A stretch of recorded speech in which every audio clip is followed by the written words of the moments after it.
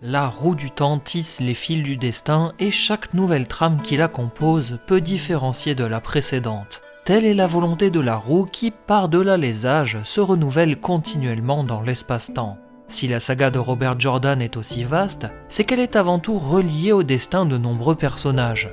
Dans cette deuxième vidéo consacrée au lore de la roue du temps, je vous emmène avec moi dans les âges anciens, notamment la fin de l'ère des légendes traversée par de nombreux conflits qui marqueront la saga à tout jamais.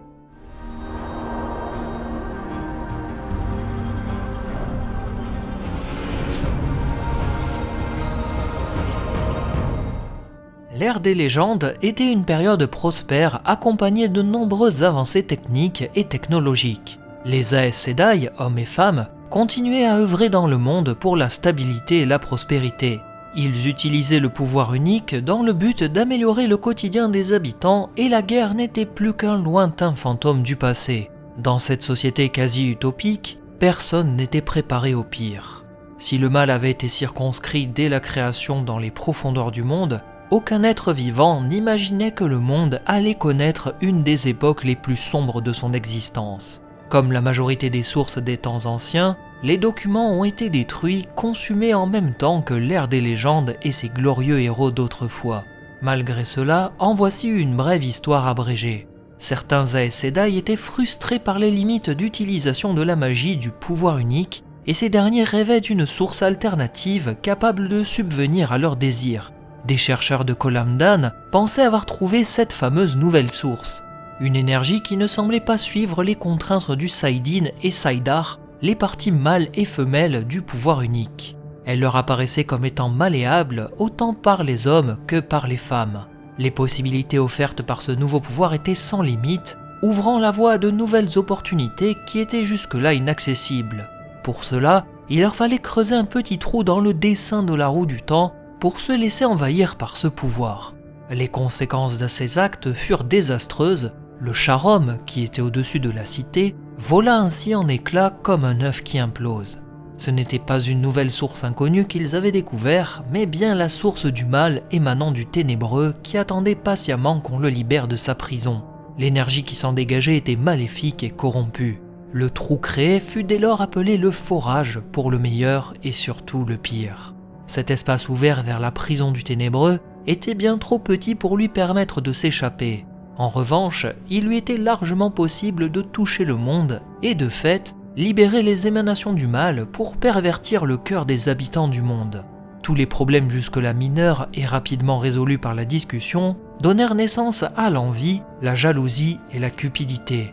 Les hommes se laissèrent gagner par leurs envies les plus viles. Le vol, l'agression, meurtre et guerre commencèrent à gangréner progressivement le monde. Les mesures jusque-là pacifiques pour régler les petites querelles d'autrefois étaient complètement dépassées par ces nouveaux phénomènes.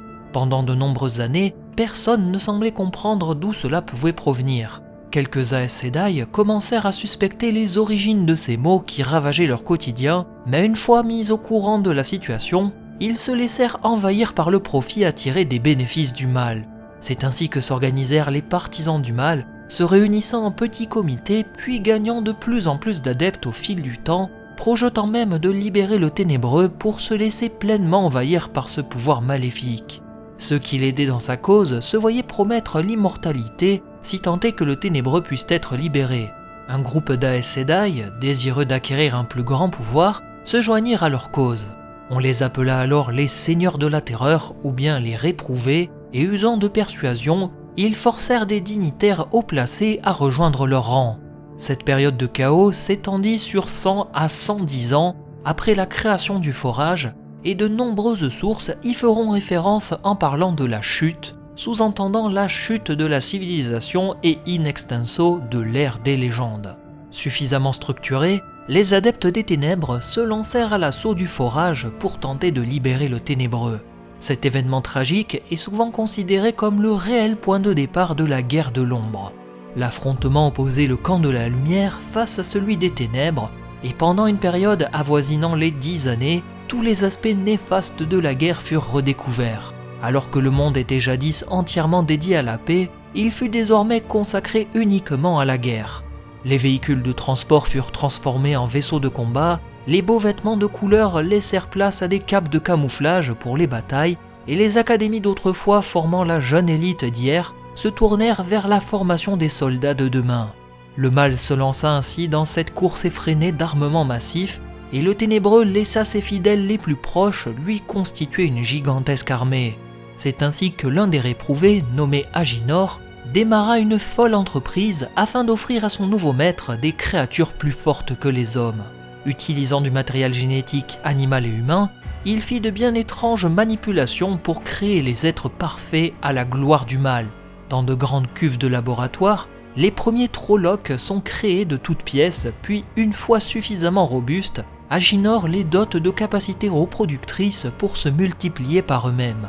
Les Trollocs sont de grandes créatures mélangeant des attributs humains et animaux, dotés d'une grande force et baignés dans le mal. Ce sont les légions du Ténébreux et ils constituent sa principale force de frappe sur le monde. Lorsqu'ils se reproduisent, les Trollocs peuvent donner naissance à 3 êtres différents, tout d'abord un être qui leur ressemble et devient de fait un Trolloc, ou bien ils engendrent un être rappelant les aspects animaux, ou pour terminer, un 3e renvoyant à leurs aspects humains. Si les êtres animaux meurent à chaque fois, la partie humaine sortie tout droit d'un Trolloc est l'une des plus terrifiantes créatures du mal. Appelés un Myrddraal, leur peau est blanche comme l'aspect blafarde d'une larve et ils ne possèdent pas d'yeux, rappelant leur condition de cadavre dépourvu de lumière et baignés complètement dans les ténèbres. Ils savent se déplacer en utilisant l'ombre et commandent les Trollocs en leur inspirant même la peur. En revanche, ce lien est une faiblesse puisque les Trollocs, sous le commandement d'un Myrddraal, meurent si leur chef vient à être tué. Ce sont des adversaires redoutables capables des pires ruses et des guerriers aguerris au combat à l'épée. Là où les Trollocs misent sur leur nombre et force pour submerger un adversaire, les Myrddraal préfèrent jouer sur leur rapidité et aspect effrayant pour remporter un duel. Ainsi, dès le début de la guerre, ceux qui s'opposaient à l'ombre se sont retrouvés soudainement confrontés à des hordes de créatures terrifiantes sorties tout droit de leur pire cauchemar. Avec les Aes Sedai, le pouvoir unique canalisé pour faire le bien devient alors une arme mortelle entre les mains de ses utilisateurs. C'est sans doute l'une des raisons pour laquelle on parle aussi de ce grand conflit comme étant la guerre du pouvoir. L'arme la plus destructrice qui fut utilisée était le Male-Feu, un feu liquide blanc qui détruisait à néant ce qu'il touchait. Son utilisation dépassait même le monde puisqu'elle réduisait toute existence dans les deux camps tout en altérant l'espace-temps avec de lourdes conséquences. Un prix démentiel à payer pour la victoire finale, mais curieusement, les deux camps cessèrent quasiment simultanément d'utiliser cette arme jugée bien trop dévastatrice. Il n'y avait aucun intérêt de conquérir ou défendre le monde si celui-ci était entièrement détruit. Le peuple s'était rangé près des Aes Sedai pour les guider à la victoire. Lose Terin Telamon était l'homme qui siégeait sur le haut siège de la Chambre des Serviteurs. Homme le plus puissant de cette époque, il fut désigné pour mener les Ogiers, une autre race vivant avec les humains, mais aussi les cohortes de soldats humains armés de nouvelles technologies et les troupes Aes Sedai au combat pour empêcher le Ténébreux de se libérer de sa prison. Désormais sous le commandement de Lose Tewin Telamon, surnommé le Dragon, ils luttèrent toutes et tous pour sauver le monde. La guerre du pouvoir fut une interminable succession de va-et-vient. Au début, des régions entières tombèrent sous la domination du Ténébreux, notamment avec l'appui d'humains ralliés à sa cause. Les années suivantes, grâce à Lose Terin, la plupart des territoires étaient reconquis au prix de lourdes pertes. La guerre semblait dans une impasse, puis l'ombre recommença à gagner du terrain. Comme le disait une source inconnue, c'est comme si, avec chaque avancée de l'ombre, le désordre et le chaos augmentaient et, s'en nourrissant, l'ombre gagnait en puissance, de sorte que son avancée suivante était plus grande et que la suivante l'était encore plus. Inutile de préciser que le conflit était mondial. Il est mentionné que le dragon défie gravement des fidèles généraux du Ténébreux, avant de se faire lui-même trahir par ses propres amis qui allèrent rejoindre le camp du mal pour acquérir un plus grand pouvoir. Les ténèbres semblaient proches de leur victoire. C'est alors que le dragon proposa un plan pour mettre un terme à la guerre. Son idée s'articulait autour d'une attaque coordonnée sur le forage pour le sceller et couper l'accès du ténébreux au monde. Avec sa fermeture, le monde pourrait retrouver la paix d'autrefois. 7 disques indestructibles, fabriqués par le pouvoir unique et marqués du sceau des Aes Sedai, furent préparés pour servir de verrou. L'assaut devait se dérouler au Shaivol Ghul, l'unique endroit au monde où le forage était détectable. Un groupe composé de soldats et Aes Sedai traverserait cette ouverture pour poser les 7 disques. Mais c'était un plan risqué. Le Ténébreux avait une forte emprise sur la région du Shaivol Ghul et une fois détecté, ils pourraient toutes et tous être détruits. Pire encore, certains experts déclarèrent que si les 7 sceaux n'étaient pas placés avec une extrême précision, leur pouvoir ne ferait qu'accroître la fissure, ouvrant ainsi totalement le forage aux Ténébreux. Cependant, un deuxième plan remportait plus de suffrages parmi les autres chefs présents, notamment une Aes Sedai femme nommée Lara Posae. Cette solution consistait en la construction de 2 grandes statues, une tirant son pouvoir du Saïdin et l'autre du Saïdar pour juguler ensemble le forage. Les tirs en gréal, des objets nécessaires à l'utilisation des 2 statues, étaient déjà en fabrication dans une région lorsque cette dernière tomba sous la domination des ténèbres. Les 2 objets furent cachés pour ne pas que les ténèbres s'en emparent, laissant les hommes sans moyen d'utiliser les 2 statues. Personne ne voulait prendre le risque de les activer par peur d'une destruction immédiate face à un pouvoir bien trop difficile à canaliser.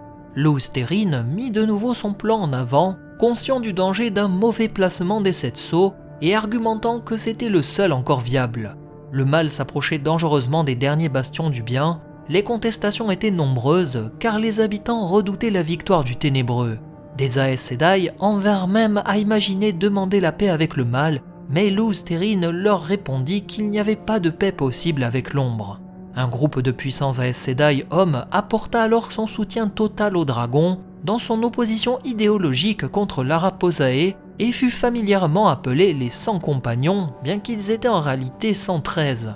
Avec les 100 compagnons et une force armée de 10 000 hommes de guerre, Lousterin lança l'attaque prévue sur le forage.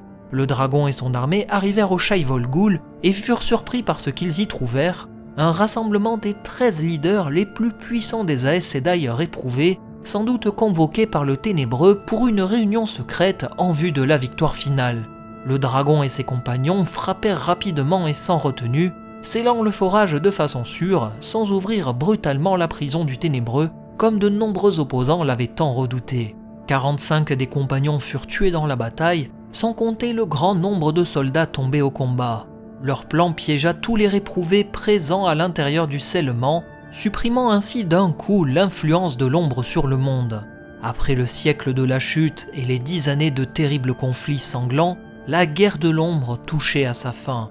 Bien que la majeure partie du monde fût toujours détenue par l'ombre, beaucoup pensaient que, privé de ses leaders, le monde allait retrouver la paix et la lumière. Après tout, le Ténébreux ne pourrait plus les atteindre puisqu'il était de nouveau enfermé. Lousterin et les forces de la lumière étaient les grands vainqueurs de cette guerre, mais le mal était bien trop ancré dans le monde et le pire était à présent à venir. Un récit que je vous réserve pour la prochaine fois si le destin nous y conduit. C'est sur ces ultimes paroles que s'achève cette vidéo, en espérant qu'elle vous aura donné plusieurs éléments sur la naissance du mal, les créations des Trollocs, Myrddraal et la figure héroïque du dragon. Bien entendu, j'ai volontairement été à l'essentiel, simplifiant et raccourçant certains faits et événements pour les besoins de la vidéo, afin qu'elle soit suffisamment compréhensible. On se quitte en musique et on se dit à la prochaine fois pour d'autres immersions dans la roue du temps. Bye tout le monde.